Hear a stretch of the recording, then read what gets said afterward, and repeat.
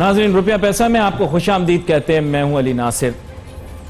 बात यह है कि ये रिलीफ पैकेज जो कंस्ट्रक्शन इंडस्ट्री को दिया है, यही अब मौजूद गुफ्तगू चल रहा है, क्योंकि इसके अलावा और कोई हुकूमत के पास कैटलिस्ट था नहीं और ना और ये कुछ ज्यादा ऑफर कर पाएंगे। लेकिन सुबह में मैंने पढ़ा तो बड़ा अचंभे का शिकार हो गया। मैंने कहा भाई ये कह रहे हैं कि पता नहीं 1 करोड़ लोगों से जायद को 12,000 रुपए पहुंचाएंगे।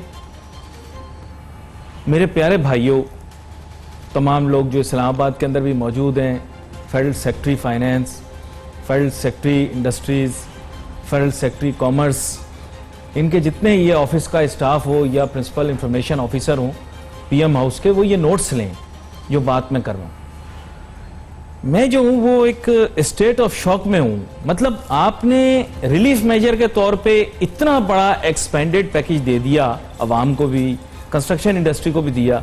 अनरियलिस्टिक सी बात है कि मैंने जो पढ़ी है, हो सकता है मैं गलत सोच रहा हूं, गलत सुना हूं मैंने, जो बात ज़राए अबलाग में आई, इससे बेहतर ये नहीं था कि थोड़ा सा प्रॉब्लम को रेमेडी करने के लिए, प्रिवेंशन करने के लिए थोड़ी एफर्ट कर लेते।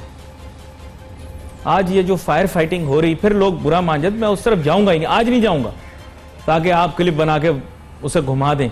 मैं नहीं कब बात ऐसी करूंगा, लेकिन इसको थोड़ा सा रिव्यू करें कि आइंदा के लिए। इस दफा तो जो आपने करना था उल्टा सीधा हो गया ना, इस दफा तो आपने बंगल अप कर दिया, ये बहुत बड़ा बंगल अप हो गया।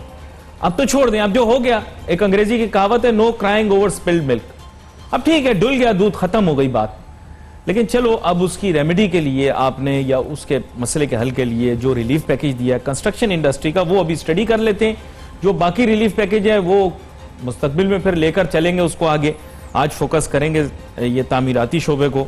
हमारे साथ बहुत ही अहम मेहमान शामिल गुफ्तगू हैं, जनाब इमरान हुसैन साहब, जो कि डिप्टी कन्वीनर हैं रियल एस्टेट कंस्ट्रक्शन की FPCCI की ज़ैली कमेटी का। वेलकम करता हूं सर आपको शोबे। Thank you. अस्सलाम वालेकुम। वालेकुम अस्सलाम। इमरान हुसैन साहब, मुबारक आपको दे दूं कि सबसे पहले तो जनाब ये पैकेज आप लोगों की इंडस्ट्री को मिला है, अल्हम्दुलिल्लाह। और इसमें मैंने सुना है कि बड़ी अच्छी अच्छी बातें, बड़ी अच्छी चीजें।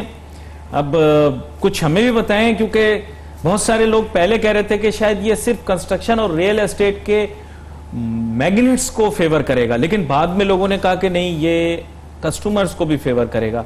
कुछ ने कहा ये इन्वेस्टर्स को भी फेवर करेगा, कुछ ने कहा ये एलाइड इंडस्ट्रीज को फेवर करेगा। तो भाई फिर इसके माने ही हैं कि फिर ये सबको फेवर करेगा। तो आई थिंक कि उसके जो चीदा या अहम नुकात हैं उनके मुतालिक थोड़ी सी गुफ्तगू हो जाए। What is the most prominent aspect of this relief package? जी सर, मैं सबसे पहले शुरू करूंगा, जो आपने फेवर की बात की है वो मेरे लेबर तबके को फेवर करेगा। वो सबसे अहम था हमारे लिए, ठीक है ना। हाँ, बिल्डर्स को, डेवलपर्स को favour, that's a secondary thing. मेरे हिसाब से सबसे पहले फेवर लेबर की होगी। जो आपके माशी हालात हैं इस वक्त पाकिस्तान के लास्ट 2-3-4 ईयर्स, उसमें हमारी लेबर बहुत बुरे हाल में थी, तो हमारे कंस्ट्रक्शन में भी और दूसरे इलाकों में भी, इसमें टेक्सटाइल में भी तो प्रॉब्लम थी। तो अब वो जाके वहां पे वो संभलना शुरू होगी। प्लस ये है कि हाँ, कंस्ट्रक्शन इंडस्ट्री या रियल एस्टेट इंडस्ट्री, वहाँ हम एक दुनिया के सारे डेवलप कंट्रीज में एक माना हुआ पिलर है, लाइक 4 पिलर और 5 पिलर जैसे आप कहते हैं। इकोनॉमी का ये भी एक पिलर है, लेकिन हमारे यहाँ माना नहीं जाता था। अल्हम्दुलिल्लाह, शुक्र अल्हम्दुलिल्लाह, हमारे PM साहब ने हमारी ये बात मानी, और ये मुतालबा हमारा आज का नहीं है। लॉन्ग स्टोरी शॉर्ट, पहले मान लेनी चाहिए थी। बिल्कुल, चले देर आए दुरुस्त आए, ठीक है। लेकिन उसमें यह है कि अब इसमें आगे लेके इसको चलना कैसे, क्योंकि हर चीज का इफेक्ट ट्रिकल डाउन होता है। मेरे बोलने से आज उसको लेके चलने में there is a whole lot difference मेरे हिसाब से। आपको, आपने एक ऐलान कर दिया, अब उसकी जो निकात है, देखिए अभी तक आज वेडनेसडे थर्सडे का दिन आ गया है, but there is no notification up till now. We are still waiting for the notification जी, उसका जो SROs निकलेंगे, ताकि हम उस पर अपने पॉइंट्स लिख। मैंने जो इंडस्ट्री से ही सुना है कि थोड़े कुछ लोगों ने फाइन ट्यून करने के लिए रिकमेंडेशंस वगैरह भी दी हैं। बिल्कुल। और चंद चीजों के लिए कह रहे हैं कि मल्टी डायमेंशनल यानी मल्टी डिपार्टमेंट काम करना पड़ेगा। ऐसा है? बिल्कुल है, ठीक है। आपको लेके, आपको देखा, रियल एस्टेट को शामिल नहीं किया इसमें। हम स्टेक होल्डर हैं, हमें नहीं लिया गया, ठीक है। आबाद को लिया गया, बिल्डर्स को लिया, बहुत अच्छी बात है, हम उसमें भी खुश है, चले। लेकिन लॉन्ग रन, आबाद को लग रहा है कि उन्हें ऑन बोर्ड लिया है, नहीं है। लेकिन हमेशा की तरह वो टॉफी उनके पास ले जाई जाती है और पीर बाबा को खिला दी जाती है। हमारे पास हाँ, तो पीर बाबा लेते हैं वो टॉफी टॉफी टॉफी तो जाती देखी भी नहीं आबाद के पास है, आबाद को लगता है ये टॉफी हम खाएंगे, लेकिन वो पीर तो बाबा सर को हमने खिला देखी भी नहीं ना, उन्होंने तो चलो देख भी ली ना, हमने तो देखी भी नहीं, हमें तो दिखाई भी नहीं। लेकिन मैं हमेशा से आपके लास्ट प्रोग्राम में मैंने ये बात की थी, किसी भी सेक्टर में गवर्नमेंट कोई काम करती है, स्टेक होल्डर्स को लेके चलना बहुत जरूरी होता है। बिल्कुल सही कहा। ठीक है, हमें ऑन बोर्ड पहले भी नहीं लिया, अब पिछले 2-3-4 साल से ये हो गया, जब वैल्यूएशन पर हर साल आती है ये बजट के सेशन में, तो हमें ऑन बोर्ड लिया जाता है स्टेक होल्डर्स को। But other than there is a lot of problems जिसमें हमें इनको लेना पड़ेगा इन द लॉन्ग रन, अगर ये पैकेज इनको कामयाब वैसे हिसाब से मेरे हिसाब से इससे अच्छा पैकेज आज के हिसाब से इन वक्तों में आ नहीं सकता। I really salute to PM and his team जो जिस हिसाब का उन्होंने पैकेज दिया है, और मुझे पता है ये उनकी तबीयत के खिलाफ था पैकेज, लेकिन उन्होंने दिया है क्योंकि वो चाहते हैं इकोनॉमी चले, इकोनॉमी रन हो ही। क्योंकि आप देखें ना, अगर वो नहीं होता तो अभी आप एक्सपोर्टर्स को कितना रिफंड मिला, सबसे ज्यादा रिफंड इस दौर में मिला, तो वो चाहते हैं इकोनॉमी रन हो। लेकिन जाहिर सी बात है कुछ हालात और वाकयात उनका साथ नहीं दे रहे। लेकिन ये अगर कंस्ट्रक्शन पैकेज के हिसाब से अगर हम बात करें तो this is the most favourable thing जो पीएम ने अब तक की है इंडस्ट्री के साथ मेरे हिसाब से। अच्छा, मुझे ये बताएं कि ये जो एक आपको पता होगा अभी FATF का बड़ा चर्चा था। जी जी जी जी प्रॉब्लम यही थी कि सोर्स ऑफ फंड्स ना। जी जी अब जिन लोगों के सोर्स ऑफ फंड्स का इशू आ रहा था, अच्छा कह सारे ये ले रहे थे हमसे टैक्स लो, हम बताएंगे वगैरह वगैरह, लेकिन सब जानते हैं कि कंस्ट्रक्शन इंडस्ट्री के अंदर बड़ा अहम किरदार इन्वेस्टर्स का होता है। बिल्कुल। और इन्वेस्टर्स जो होते हैं वो यूजुअली मतलब स्लीपिंग रोल भी हो सकता है, उनका एक्टिव रोल भी हो सकता है। उनको प्रॉब्लम आ रही थी अपनी, उनके काले पैसे नहीं होंगे, आई एम प्रीटी श्योर के सबके काले पैसे नहीं होंगे, कुछ का ग्रे मनी होगा, लेकिन उनको रिलीफ मिली है, यानी वो वापस इन्वेस्ट करना शुरू करेंगे प्रोजेक्ट्स में। ये बड़ा अहम है ना। देखिए बात ये है, मैं आपको थोड़ा सा इसमें डिफाइन कर दूं हाँ, कि हमारी एक चीज ली जाती है ब्लैक मनी। जी, we are not from black money, हम अनडॉक्यूमेंटेड मनी उसको कहेंगे। Black money is from the other resources जिसका मैं नाम नहीं लेना चाहता। बिल्कुल, हाँ। ब्लैक मनी आप में आर्म्स भी आता है, ड्रग्स भी आ जाती है उसमें, I don't want to take those names. लेकिन एक होता है अनडॉक्यूमेंटेड मनी, ठीक है ना। अनडॉक्यूमेंटेड मनी को यहाँ पे हमारे यहाँ ब्लैक मनी मान लिया जाता है, हमारी एक प्रॉब्लम ये, ठीक है। और अनडॉक्यूमेंटेड मनी भी बहुत सारे लोग नहीं चाहते हुए भी करना पड़ता है, जैसे वैल्यूएशन है, ठीक है। अब वैल्यूएशन, अब ये मैं तो कहता हूँ मार्केट रेट पे टैक्स। इमरान हुसैन साहब, आप अभी चले जाएं बोर्ड ऑफ रेवेन्यू जी, वहां आप चेक करें, कराची की मेजॉरिटी प्रॉपर्टीज खवातीन के नाम पर हैं। बड़े बड़े प्लॉट ये बिल्डर लेते हैं, वो कोई फातिमा बाई के नाम पर है, कोई रुखसाना बेगम के नाम पर है, वो टैक्स पेयर नहीं है। कहां से जस्टिफिकेशन आएगी? देखो सर, ये अनरियलिस्टिक लूप लोग आपने ही दिया है ना, गवर्नमेंट ने लूप दिया हुआ है। ये बाबू बैठे हैं सर इस्लामाबाद में, इनको क्या पता sir? You have to straighten the things. Bureaucrats ने अपनी बीवियों बच्चों के नाम पे रखे हैं प्लॉट। चीजें कौन सीधी करेगा? जो कंस्ट्रक्शन बोर्ड बनाया भी इसीलिए बनाया ना पीएम साहब ने। ये चीजें जैसे हम मैं पिछले 4 साल से वर्किंग कर रहा हूँ रीरा पे, रियल एस्टेट रेगुलेटरी अथॉरिटी, कि ये सारी प्रॉब्लम्स का हल जो हमारे 2 नंबरी ये फ्रॉड है, ये रीरा में है, रीरा इसको मैनिपुलेट कंट्रोल करे, हम पे SEC की तरह कमेटी हो जो हमें रेगुलेट करे ताकि चीजों में प्रॉब्लम ना आए। जैसे आपने भी किया कि औरतों के नाम पे है, तो भाई ये चेक करना मेरा काम नहीं है, ये गवर्नमेंट का काम है, गवर्नमेंट चेक करे उसको, ठीक है ना। उसके लिए एक बॉडी बनाई जाए जैसे कंस्ट्रक्शन की बनाइए, लेकिन उसमें सिर्फ ब्यूरोक्रेसी को नहीं डाला जाए। हमारे जो इस कंसर्न रिलेटेड लोग हैं या रियल्टर्स हैं, बिल्डर्स हैं, उनकी भी उसके साथ हो ताकि वहां पे मसले मसाइल ना आए। वरना एक जगह आपने सिर्फ अगर ब्यूरोक्रेसी की तो रेटिज्म हो सकता है, तो फिर प्रॉब्लम हो जाएगी इन द फ्यूचर। तो आप सारे स्टेक होल्डर्स को, कोई मैं ये भी कहता हूँ अगर एक्सपोर्टर्स के साथ आपने काम करना है, वहां भी उनकी एक कमेटी बनाई जाए। हमारे यहाँ भी गवर्नमेंट के साथ कोऑर्डिनेशन कमेटी बनाई जाए ताकि गवर्नमेंट के साथ कोऑर्डिनेशन कमेटी डायरेक्ट अप्रोच में हो और उनको पता होता है, क्योंकि वो ग्राउंड रियलिटी पे होते हैं। ब्यूरोक्रेसी ग्राउंड रियलिटी नहीं जानती। ग्राउंड रियलिटी सिर्फ जिस पे दिल पे गुजर रही होती है, जो कहते हैं ना कबर का हाल मुर्दा जानता है, तो वही वाली बात होती है कि ग्राउंड रियलिटी रियल्टर ही जानेगा या बिल्डर ही जानेगा। तो कोऑर्डिनेशन कमेटी हर शोबे के साथ गवर्नमेंट की होनी चाहिए। ये बात आपने बड़ी अहम की, कुछ कहने वाला था बस ज़ेरे लब बात रह गई आपने जो बात की। खैर आगे चलते हैं। बात यह कि वज़ीर आज़म इमरान खान साहब ने जो तामीराती शोबे के लिए जो कुछ एडिशनल सजेशंस भी हैं, लोग हमसे राब्ता भी करते हैं, वैसे भी फेसबुक सोशल मीडिया के जरिए पता लगता रहता है। बात यह कि सर कैपिटल गेंस टैक्स का जो मामला है, इसकी वजह से पंजाब में काफ़ी लोगों का रियल एस्टेट का बिजनेस ना इफेक्ट हुआ है। बिल्कुल हुआ। खास तौर पे चंद लोग काम ही यही करते थे। कराची में तो फिर भी आपको पता है कि मुख्तलिफ इन्वेस्टमेंट अपॉर्चुनिटीज़ और एवेन्यूज़ हैं, लोग पोर्टफोलियो बनाते हैं। पंजाब में जो कि रिवायती तौर पर वहां पर जो इन्वेस्टमेंट क्लाइमेट है, वहां पर एक ही चीज है, तूने प्लाट ले लिया, मैंने प्लाट बेच दिया। शादी पे भी यही बातें हो रही होती हैं, अब तो शादियां नहीं फाइल हाँ। बस नहीं, वो तो पीर बाबा का कमाल है। फिर आप पीर बाबा, मेन इशू ये है कि फाइल का कभी तस्वुर, लेकिन अब आ गया है, आपको पता है, और लोग इसी में। लेकिन मेन इशू ये है कि अब इस कैपिटल गेन्स टैक्स के मामले को कैसे आगे ले जाया जाए। हम एक ऐसी रजीम को यहां पर फेवर कर रहे हैं जो पाकिस्तान के लिए लोकली डिजाइन नहीं की गई, ना ही मेंट फॉर है। मलेशिया में देख लिया कहीं उसको रेप्लिकेट करना है, लेकिन वहां पर तो फॉरेन इन्वेस्टर बैठा है ना, आपके पास कहां फॉरेन इन्वेस्टर है? आपके यहाँ फॉरेन इन्वेस्टर कहां मैनिपुलेट कर सकता है? Sir let's be realistic. Sir देखिए, मैं आपको बताऊं ना, पंजाब की जो आपने बात की है, गेन टैक्स की वजह से कराची भी बहुत मार खाया है, कराची के इन्वेस्टर ने भी बहुत मार खाई है।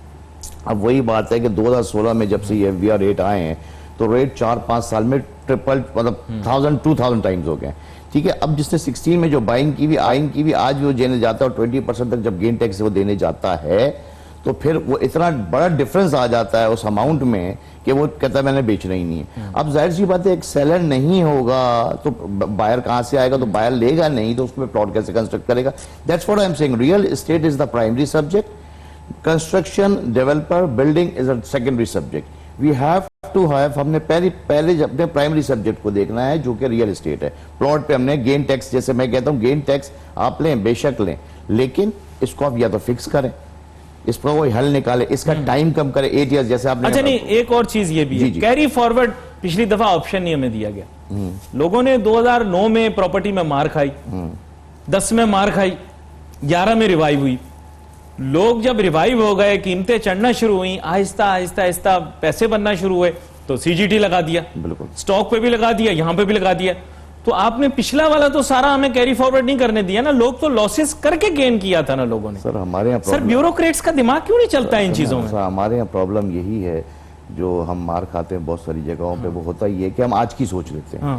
हम उसका ट्रिकल डाउन इफेक्ट या उसके पीछे क्या हुआ था वो नहीं देखते हैं। हम आज के हिसाब से समझ के पॉलिसी बना देते हैं। ठीक है, आपने जब आप कोई भी पॉलिसी बनाते हैं किसी भी रियल एस्टेट के लिए या डेवलपमेंट के लिए या एक्सपोर्ट के लिए, ठीक है ना, आपने उसके ट्रिकल डाउन इफेक्ट भी देखने होते हैं। आप उसका पिछले 4-5 साल का रिकॉर्ड भी उठा के दें, उसके बाद पॉलिसी बनती है, कोई भी पॉलिसी होगी, ठीक है, तभी वो कामयाब होती है अगर उसकी पूरा बैक ट्रैक रिकॉर्ड और फ्यूचर ट्रैक रिकॉर्ड लेके चलें आप। अब हमारे यहाँ जो किया गया है, 2005 में जो मार्केट क्रैश हुई थी, उसके बाद स्टॉक भी क्रैश हुई थी, और फिर जो वापस स्टैग्नेशन रही, फिर कितना अरसा, बिल्कुल वो 2011 नवंबर 2011 से मार्केट दोबारा स्टार्ट हुई, मूव होना, और फिर वो माशाल्लाह अपने पीक पे गई। तो लेकिन क्योंकि बात यह है कि आपने यहाँ पे भी जो इंडस्ट्री का दर्जा दिया है, वो इसीलिए दिया है कि हमने इंडस्ट्री लाएंगे, लोगों को लेकर आएंगे ना। पहले हम इंडस्ट्री का दर्जा नहीं था, लोग इसको मानते नहीं थे, मतलब इन्वेस्टर एज ए इन्वेस्ट तो करता था, इस पर जरूर करता था, लेकिन इसको एक इंडस्ट्री का दर्जा नहीं था, तो उसको इंडस्ट्री नहीं मानता था। लेकिन रियल एस्टेट, अब आप जब जाते हैं, आप बात करते हैं, जैसे अभी मैं कर ही पढ़ रहा था कि जी उन्होंने कहा कि रियल एस्टेट पे हम ये नहीं चाहते कि सट्टा हो। भाई ये रेगुलेटर अगर आप बनेंगे, रीरा बनेगी, तो ये चीजें कंट्रोल हो सकती हैं।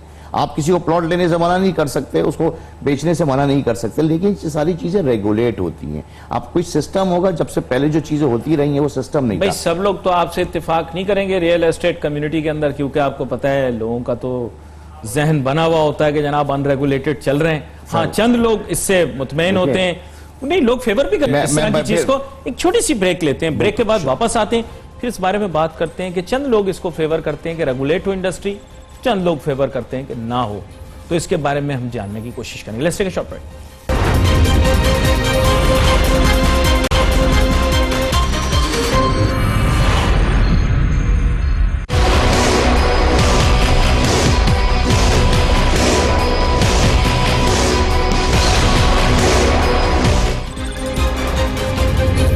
गोरा भी परेशान होता होगा पाकिस्तान की रियल एस्टेट प्राइसेस देख के, हैं सोचता होगा पता नहीं कहां पे इन्होंने जनाब मकान बनाए, 500 गज का घर 10 करोड़ 11 करोड़ 12 करोड़ का बेच रहे हैं 500 गज का।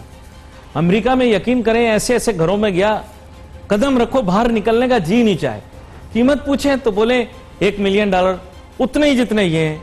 रकबा पूछें तो एकड़ों में बता दें कहीं कहीं। वो एक अलग बात है कि चंद शहरों के अंदर कुछ अपार्टमेंट्स भी ऐसे हैं जो कि बड़े महंगे, लेकिन घर का मालूम करें तो अमूमन इसी तरह होता है। कदम रखें तो बाहर निकलने का जी ना करे, पानी हर टाइम आए, गैस आए, बिजली आए, कोई मसला नहीं, पाकिस्तान में 1000 गज का घर 20 करोड़ से ऊपर अगर खास किस्म की किसी सोसाइटी में लिया हो, आगे समझ जाएं आप बात, तो और ज्यादा महंगा गेटेड कम्युनिटी है जहां पे सिर्फ अशराफिया रह सकते हैं, उसके बाहर भी रहते हो तो साहब इतनी बड़ी बड़ी ऊंची ऊंची कीमतें और दाम है। और फिर ब्यूरोक्रेट्स का जहन भी यहीं अटका हुआ है। मैं आपको सच बताऊं, मैं जितनी दफा सेक्रेटेरिएट गया हूं, सेक्रेटेरिएट का हर सेक्रेटरी डिफेंस क्लिफ्टन से बाहर नहीं निकल पाता। कोई पुलिस वालों का तो मेरे बड़े बुजुर्गों ने कहा था बेटा नाम भी ना लिया करो वरना उनसे काम पड़ जाता है, तो उनके बारे में तो बात ही नहीं करते। तो इमरान हुसैन साहब बात कुछ ऐसी है कि इतनी अनरियलिस्टिक प्राइसेस, नंबर 1, चलो ये तो एक प्रॉब्लम है। अब आप बोलते हो कि हम वैल्यूएशन भी इन्हीं प्राइसेस पे करेंगे और फिर हम टैक्स भी इन्हीं प्राइसेस पे लेंगे। सर कमाल करते हैं आप। जो मार्केट के अंदर अनरियलिस्टिक ब्लोटेड प्राइसेस हैं उसी के ऊपर आप टैक्स लेना चाहते हैं, जो कि स्पेकुलेशन का नतीजा है। ये तो अनफेयर है, मेरे ख्याल नहीं होना चाहिए इस तरह कि इतनी ऊंची ऊंची रिवैल्यूएशन। मेरा ख्याल है, हो सकता है मैं गलत हूं, हो सकता है आप इत्तेफाक करें। जी सर, प्राइसेस की जो आप बात कर रहे हैं ना, बेसिकली अगर आप ये देखते हैं कि कुछ सोसाइटियां, और कराची की हम बात करें, Karachi is a metropolitan city, हाँ बिल्कुल, ठीक है, हमारी प्राइस हमेशा मुख्तलिफ होगी दूसरे शहरों से, दूसरे सिटीज से। लाहौर इस्लामाबाद से डबल, बिल्कुल बिल्कुल, ठीक है। जैसे आप, मैं मिसाल दे दूं ना न्यूयॉर्क की, न्यूयॉर्क में जो प्राइस होगी वो कैनेडिकट में वो नहीं होगी, न्यू जर्सी में वो नहीं होगी। तो we are a metropolitan city, ठीक है ना, तो हमारी प्राइस हमेशा अलग होंगी and everybody wants to live here. जैसे जब आप अमेरिका का नाम लेते हैं तो वहां पे लोग न्यूयॉर्क लैंड करना चाहते हैं, जैसे आप पाकिस्तान का नाम लेंगे everybody wants to land in Karachi, क्योंकि है मल्टी कल्चर सिटी भी है। अब जहां तक वैल्यूएशन की बात है ना, आपकी बात से मैं बिल्कुल इत्तेफाक करूंगा कि जब हमारी बात हो रही थी यहाँ पे वैल्यूएशंस के लिए 2016-17 में, तो वो मिसाल सिर्फ फेज 8 की डिफेंस की देते थे, वो किसी मुरीद के गांव के, पंजाब की सोसाइटी के नहीं देते थे। तो हमने उनसे यही कहा कि सर ये तो चलने में से एक है, जो हजारों एकड़ों जमीन है वहां से आप प्राइस उठाए, वहां से वो नहीं उठाते हैं, ठीक है। आप जाके बात करें, क्योंकि ये एक पॉजिटिव इम्पैक्ट भी है कि जब फेज 8 या डिफेंस या हमारा कराची चलता है रियल एस्टेट में, तो पूरा पाकिस्तान चलता है। जी। तो इसीलिए हम कहते हैं कि जब वैल्यूएशन में या किसी भी हमारा इनटेक, हमारी सजेशन ज्यादा अहम होनी चाहिए, हमारे बंदे भी ज्यादा उस कमेटी में होने चाहिए कराची की तरफ से, जो कि दूसरे इलाकों से हम लोग, क्योंकि वैल्यूएशन हमारी ऊपर है, हम बड़ा शहर है, मेट्रोपॉलिटन सिटी है। लेकिन वैल्यूएशन का जो आप बोल रहे हैं कि बाहर नहीं निकलते हैं, उसकी वजह यही है कि उनको दिखाया वही जाता है। हमारे यहाँ प्रॉब्लम यह है कि लोग, ब्यूरोक्रेसी हो गई है, वो नीचे ग्राउंड रियलिटी पे नहीं जाते। हम बैठे ग्राउंड रियलिटी पे, हमें बुलाएं फिर हम बताएंगे। जैसे वैल्यूएशन में हम बता रहे हैं, वो इख्तिलाफ भी करते हैं, इत्तेफाक भी करते हैं, और एंड ऑफ द डे हमारी सारी चीजें सेटल हो जाती हैं। इसी तरह जो दूसरी प्रॉब्लम्स आती हैं, जैसे आपने कहा कि लाखों रुपए के घर होते हैं, करोड़ों रुपए के घर होते हैं, प्राइसेस तो मसला नहीं है। देखिए प्राइस ये है कि जाहिर सी बात है, वो तो आप जितना गुड़ डालें उतना मीठा होगा, ठीक है ना। आप जाहिर सी बात है, आप 1000 गज का घर यहाँ पे आधी प्राइस में, जिस प्राइस का आपने जिक्र किया आधी प्राइस में, लेकिन आपको एरिया से बाहर निकलना पड़ता है। तो और एक जब मैनहट्टन में अगर आप लेंगे तो अलग प्राइस होगी, क्वींस में अलग होगी, आप बोलेंगे यार है तो न्यूयॉर्क दोनों, लेकिन there is a huge difference between the prices. तो अब इसी तरह हमारे अभी यहाँ पे प्राइसेस में डिफरेंस है, और जाहिर सी बात है चीजें, न्यूयॉर्क की भी ज्यादा कीमतें ना बताएं भाई, पाकिस्तान के अंदर रहने वाले लोग भी ज्यादातर न्यूयॉर्क में ही पैसा लगाते हैं, लंदन में भी लगाते हैं। नहीं, हमारे बहुत सारे लोग निकल आती हैं जायदादें, न्यूयॉर्क में भी निकल नहीं, हमारे बहुत सारे पाकिस्तानी जो मेहनत कश है वहां से इन्वेस्ट भी रियल एस्टेट में कर रहे हैं, बहुत लोग कर रहे हैं। मेरे बहुत जाने शादी करते हैं न्यूयॉर्क से या ऑल ओवर अमेरिका, ऑस्ट्रेलिया से, और बहुत हम पे वो ट्रस्ट भी करते हैं इस बारे में कि real estate is a very positive investment इन पाकिस्तान। ये बाहर अब्रॉड पाकिस्तानियों का ये माइंड सेट है। बाहर की इन्वेस्टमेंट लाने में जाहिर सी बात है चीजें रेगुलेट आप करेंगे, रीरा आप लेकर आएंगे, लेकिन इसमें वैल्यूएशन का जिक्र है पैकेज की जो बात नहीं, वैल्यूएशन में इसका जिक्र अभी वैल्यूएशन नहीं है, क्योंकि वो रियल एस्टेट से ताल्लुक रखती है। मैंने अगेन कहा ना, आपने प्राइमरी सेक्टर छुआ नहीं है, आप सेकेंडरी सेक्टर पे चले गए। Primary sector is real estate. Valuation ये बोल रहे जी हम लाएंगे, वो तो हर साल लाते हैं, लेकिन बात यही है कि गेन टैक्स का इशू आ रहा है अभी भी। जो सबसे बड़ा प्रॉब्लम है गेन टैक्स का, उसको हमारे हिसाब से हम ये डिमांड है, हमें एक तो इसको गेन टैक्स को फिक्स किया जाए, ठीक है। इसका जो 8 साल का अरसा है वो कम करके 3 साल किया जाए या 4 साल किया जाए मैक्सिमम साइट पे, ताकि लोग, सेलर होगा तो बायर होगा, बायर लेगा तो कंस्ट्रक्शन करेगा ना। ये थोड़ी कि ये मुझे तो ये लग रहा है कि अभी जो दिया है, ये जिनके पास जमीन है सिर्फ उनको ही फायदा होगा, जो रख के बैठे हुए थे लैंड, चाहे वो बिल्डर हो, चाहे मैं हूं, चाहे कोई भी हो। लेकिन in the longer run package कामयाब कराने के लिए आपको एवरेज आदमी को, एवरेज इन्वेस्टर को मार्केट में लाना पड़ेगा। उसके लिए आपको जमीन पे थोड़ी सी रिलैक्सेशन देनी पड़ेगी, ताकि वो आएगा, प्लॉट लेगा, उसके बाद वो बिल्ड करेगा। अच्छा, लेकिन let's think on visionary lines. थोड़ा सा हम इसको will take a step ahead. देखिए इन फ्यूचर ऑफ कोर्स ये जो